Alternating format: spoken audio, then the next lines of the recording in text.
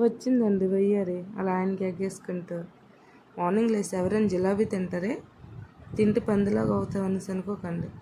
ఎవరో వేడి నీళ్ళు తీసుకొని తాగుతారంటే ఇది మాత్రం జిలాబీ తింటుంది. ఎవరేమనుకున్నా పర్లేదు. మా ఆయన అంత ప్రేమగా తెచ్చిన తర్వాత తినకుండా ఎలా ఉంటాను? మళ్ళీ సొరకాయ చూపిస్తాను ఏంటి అనేసి అనుకుంటుంటారు.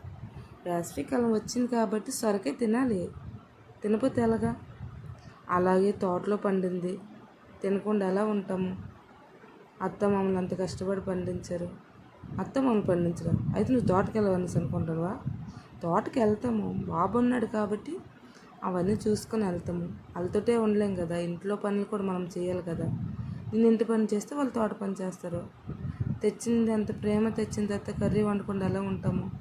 మీకు చెప్తున్నాను చూడండి, సొరకాయ తినండి, ఆరోగ్యానికి కూడా చాలా మంచిది.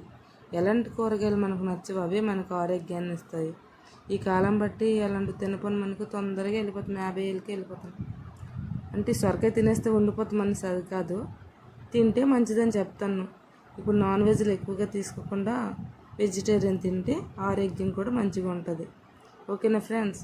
నేను చెప్పానని అయితే ఫీల్ అవ్వకండి, మన మంచి గురించే చెప్తాను, ఎందుకంటే అందరం మన వాళ్ళమే కాబట్టి. ఓకేనా? Bye friends, like, share, subscribe చేయండి ప్లీజ్.